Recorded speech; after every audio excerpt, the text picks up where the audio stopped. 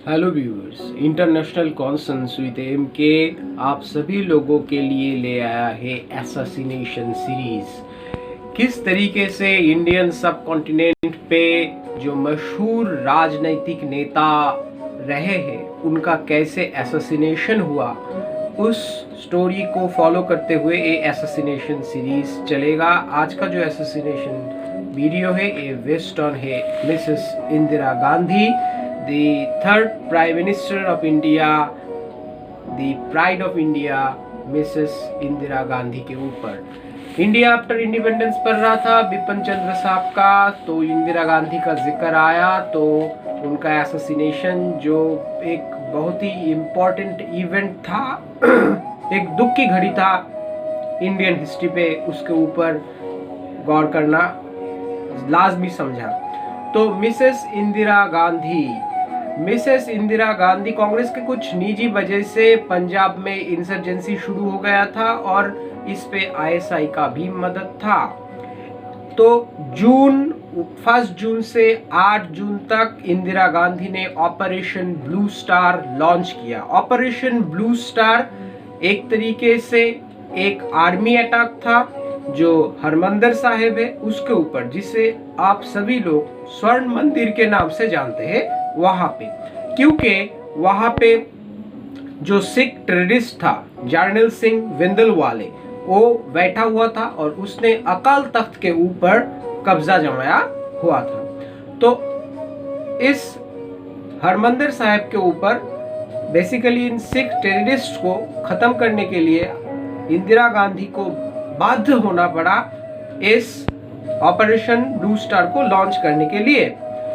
इस operation blue star का संगठित होने के बाद सिख कम्युनिटी में इंदिरा गांधी के ऊपर एक हेट्रेड जन्म लिया और इसका ही कीमत चुकाना पड़ा। इंडिया के यूनिटी और इंटीग्रिटी के लिए कीमत चुकाना पड़ा मिसेस इंदिरा गांधी को, जिन्होंने बांग्लादेश को आजाद किया 1971 में।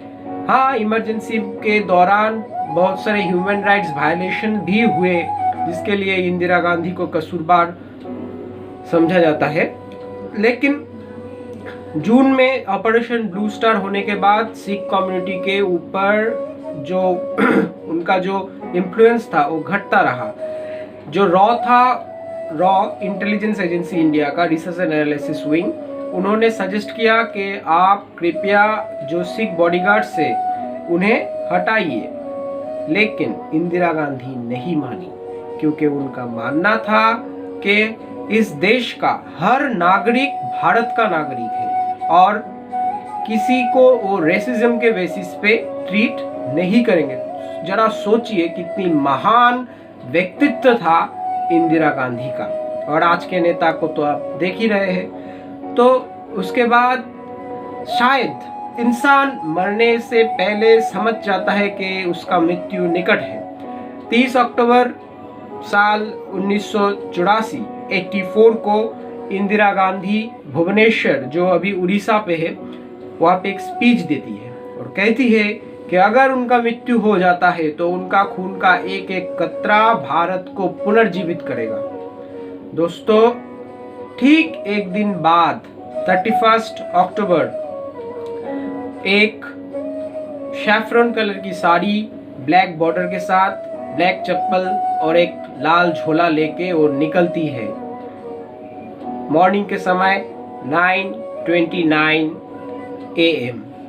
उस समय 10 साल से कर्मरत उनके बॉडीगार्ड वेयन सिंह और सतपन सिंह, जिसका उम्र सिर्फ 22 साल का था और जो करीबन 5 महीने से काम कर रहा था as a bodyguard of Mrs Indira Gandhi, उन पे .32 बैरल का जो रिवॉल्वर है उससे हमला करता है और करीबन 30 rounds of bullet Indira Gandhi के सीने, पेट और कमर पे उतार देते हैं। और उनके साथ तब था उनकी निजी सचिव नारायण सिंह और आर के धवन, वो मशहूर आर के धवन जो एक पर्सनल सेक्रेटरी से बाद में कांग्रेस के लीडर बन चुके थे। ये दोनों आदमी इंदिरा गांधी के आखिरी समय उनके साथ थे। उन्हें एम्स ले जाया गया और एम्स ले जाने के बाद हालांकि क्या होना था पता ही है, लेकिन डॉक्टरों ने बहुत जांच ऑपरेशन बहुत कुछ के बाद करीबन 2:30 बजे डिक्लेयर किया कि शी वॉज डेथ। एंड तब हमारे प्रेसिडेंट थे ज्ञानी जैल सिंह, जो एक सिख कम्युनिटी से बिलोंग करते थे, जो खुद, और वो विदेश दौरे पे थे। तब राजीव गांधी उनके बेटे को वो आए, इंडिया आए और शपथ दिलाए, और उसके बाद एक एंटी सिख वातावरण फैल गया और सिख विरोधी दंगे दिल्ली में, कानपुर में और देश के बहुत सारे बड़े शहरों में हुए। वो एक ब्लैक हिस्ट्री था इंडिया का। लेकिन ये जो हमारा फैब्रिक है, सोशल फैब्रिक है इंडिया का, इस फैब्रिक पे देखिए इंडिया को यूनाइटेड करना बहुत मुश्किल भरा काम था। नेशन बिल्डिंग में इंदिरा गांधी जैसे लीडर्स का बहुत बड़ा कंट्रीब्यूशन था। इन लीडर के वजह से ही आज इंडिया यूनाइटेड है। पाकिस्तान जैसे कंट्री को ऐसे लीडर नहीं मिले, जिसके कारण उनका नेशन बिल्डिंग अधूरा रह गया। आधे से ज्यादा पाकिस्तान बांग्लादेश बन चुका है आज। जो एसेसिनेशन हुआ इंदिरा गांधी का, उसके बाद उन्हें जो राजघाट है वहाँ पे उनका दाह संस्कार हुआ, और उस जिस प्लेस पे वो दाह संस्कार हुए उसे आप बोल सकते हैं कि शक्ति स्थल के नाम से बाद में रीनेम किया गया उस प्लेस को। और वो सैफरन साड़ी, ब्लैक चप्पल, लाल झोला आज भी इंदिरा गांधी मेमोरियल म्यूजियम दिल्ली में संग्रहालय में संग्रहित है। तो फिर ऐसे राजनीतिक व्यक्तित्वों का एसेसिनेशन इस सब कॉन्टिनेंट पे क्यों होता है, ये एक रिसर्च का टॉपिक है, और बहुत सारे लोग इस विषय पे रिसर्च कर रहे हैं कि क्यों ऐसा होता है। तो आपको अगर ये वाला स्टोरी इंटरेस्टिंग लगा तो प्लीज हमारा चैनल को सब्सक्राइब करिए, और आगे ऐसे ही इस एसेसिनेशन सीरीज जारी रहेगा।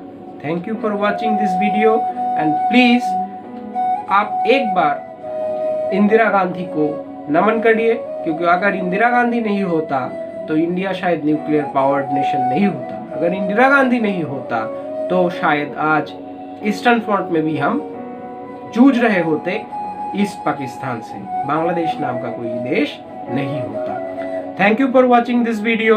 Have a great day. Thank you.